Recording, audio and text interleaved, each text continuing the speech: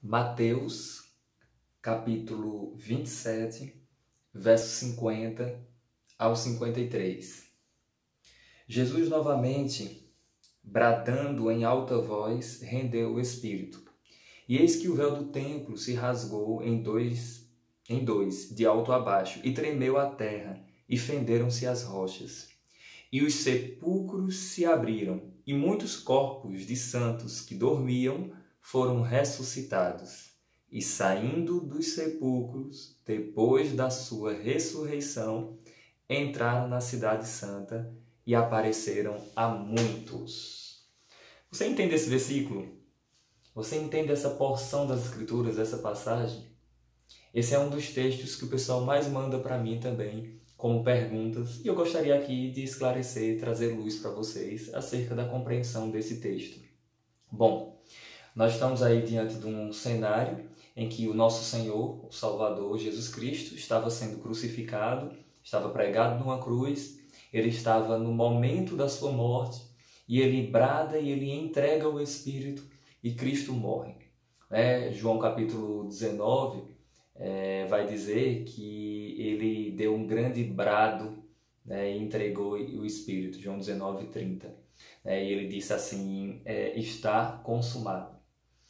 Então, muitas pessoas têm tentado entender sobre a ressurreição desses homens aqui, porque quem são eles? Qual tipo de ressurreição que eles experimentaram? Queria trazer aqui uma simples explicação sobre ressurreição. Na Bíblia, a gente encontra basicamente dois conceitos de ressurreição. Ressurreição milagrosa e ressurreição eterna. O que é ressurreição milagrosa? Quando uma pessoa morre e, mediante um milagre de Deus, ressuscita, como aconteceu com a filha de Jairo, como aconteceu com o amigo do Senhor Jesus Cristo, Lázaro, com pessoas no Antigo Testamento e no Novo Testamento.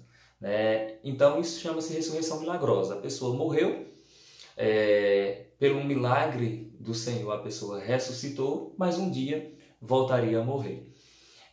A ressurreição eterna corresponde à ressurreição para a vida ou para a condenação, em que a pessoa ressuscita para nunca mais morrer. Ressuscita para a vida para estar com o Senhor, os que pertencem a Ele, ou ressuscita para a morte, aqueles que padecerão eternamente distantes e banidos da face do Senhor. Então é basicamente esse conceito de ressurreição. Mas, se tratando do primeiro conceito, ressurreição milagrosa, parece que é o que fica evidente aqui e a gente vai trabalhar isso agora. O texto torna-se de difícil compreensão pelas seguintes razões. Número 1, é apenas uma citação do Evangelho de Mateus, você não encontra em Marcos, Lucas, nem em João, nos outros evangelhos. Nada mais é dito sobre esses personagens aqui.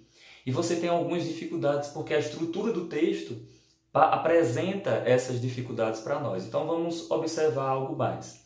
Veja, o texto diz que Jesus dá um grande brado, vão existir ali alguns efeitos, o véu do templo rasgando-se de alto a baixo, a terra tremendo, as rochas tremendo, saindo do lugar. Mas o texto diz que abriram-se as sepulturas. Então, sepulturas foram abertas com esse brado no momento que Jesus entrega o Espírito, no momento que ele morre. Sepulturas se abrem. Eu digo que isso foi uma mensagem de Cristo para a morte, dizendo assim, olha, isso é apenas uma demonstração do que vai acontecer com os mortos, eles vão ressuscitar. Mas tudo bem. Se tratando do contexto do texto, fala assim, e muitos corpos de santos, atenção nesses detalhes, corpos de santos, ressuscitaram e entraram na cidade e foram vistos por muitos depois da ressurreição dele. Então a gente tem que pontuar algumas questões aqui. Entre os teólogos existe o seguinte entendimento. Uma linha teológica diz que eles ressuscitaram gloriosamente, ou seja, eles ressuscitaram em um corpo glorificado e eles entraram, quando fala em entraram na cidade santa ou cidade querida, é uma menção à Nova Jerusalém, segundo esse entendimento.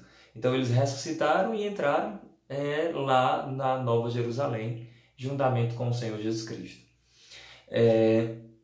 Qual seria a grande dificuldade? Porque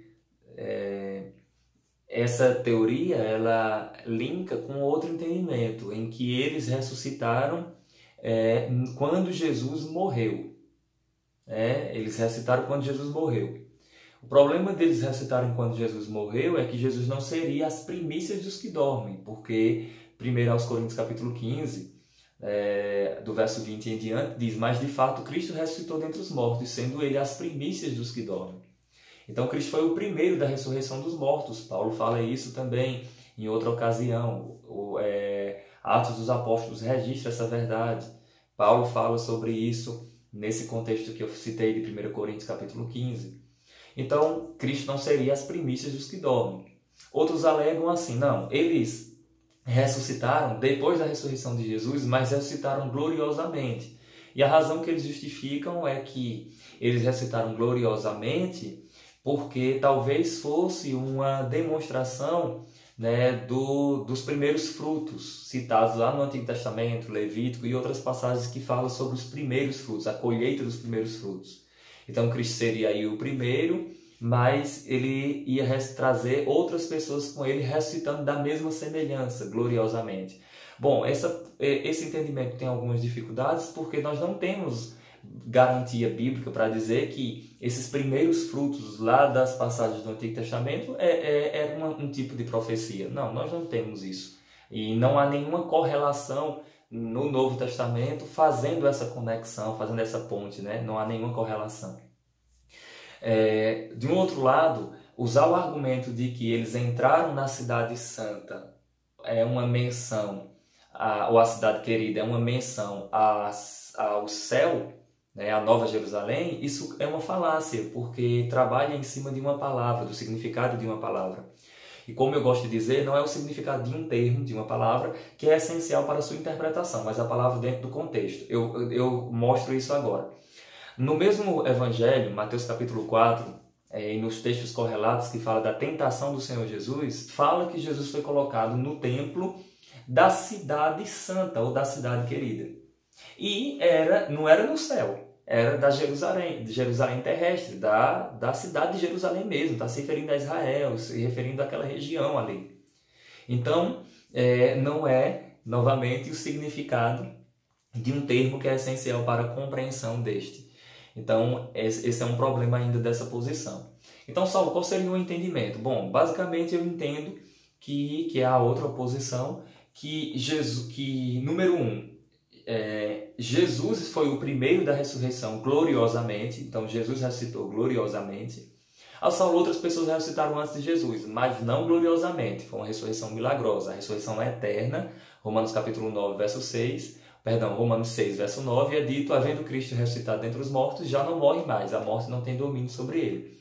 Então Cristo ressuscitou gloriosamente, em um corpo glorioso, um corpo eterno e imortal. Então, o que acontece? Cristo foi o primeiro dessa ressurreição e haverá outras ressurreições, como a ressurreição da igreja, de todos os salvos no aspecto geral, que eu não vou explicar agora. Então, entendendo essas verdades, quando a gente olha o texto, eu quero pontuar aqui algumas verdades. Primeira, segundo o andamento do texto, eles só ressuscitaram após a ressurreição de Jesus. Como eu sei disso? Porque o texto faz a narrativa, entraram na cidade, se levantaram da sepultura, entraram na cidade depois da ressurreição dele. Então esse ocorrido só se deu após a ressurreição de Jesus. Então essa é uma questão a ser observada. Observe aí, Mateus capítulo 27, versos 50 ao 53. Então, depois da ressurreição de Jesus, é que eles ressuscitaram, primeira verdade. Segunda verdade, eles são chamados de santos. Essa expressão santo, ela na sua grande maioria está associada a um povo que tem aliança com Deus, que pertence a Deus. Lógico que essa expressão é utilizada para anjos também, como santo anjos, tal, como a igreja e também como os santos do Antigo Testamento, mas essa expressão santo ela tem uma conexão a pessoas que têm aliança com Deus. Então, número 1, eles ressuscitaram depois da ressurreição de Jesus. Número 2, possivelmente eram pessoas que tinham aliança com o Senhor, eram pessoas salvas. mesmo que seja no contexto de Antigo Testamento, mas pessoas salvas, eu vou explicar logo mais. Número 1, ressuscitaram depois de Jesus. Número 2, pessoas salvas. Número 3, o texto diz que eles, saindo do sepulcro, eles entraram na cidade querida, que é a Jerusalém terrestre, e foram vistos por muitos. Então, essa terceira verdade, eles serem vistos por muitos, alude à ideia de que talvez eles fossem pessoas contemporâneas. Como eu falo pessoas contemporâneas? Porque eram talvez pessoas conhecidas daqueles personagens, daqueles moradores dali da região. Talvez por essa razão é que fala visto por muitos e entraram na cidade. Então, esse é um entendimento bastante interessante. Então, é possível que eles tenham sido pessoas conhecidas. Por que eu falei que estava associada à questão de Antigo Testamento? Porque a gente entende que a nova aliança, ela se dá, pelo menos o aspecto dela, após a ressurreição de Cristo. Ela tem os seus efeitos anteriormente, mais o período de transição, mas após a ressurreição de Cristo é que a gente encontra bases a respeito desse contexto. Ainda que eles ressuscitaram depois da ressurreição de Cristo, mas eles estavam associados a pessoas, possivelmente pessoas contemporâneas ali do Senhor e dos moradores da região. O texto fala ainda que eles entraram, na cidade querida, na cidade santa, e foram vistos por muitos, conforme eu disse. Então, qual o propósito desse texto? Como eu disse, é possível que seja apenas um recado, uma mensagem que Cristo estava mandando para a morte, dizendo assim: olha, eu sou todo-poderoso.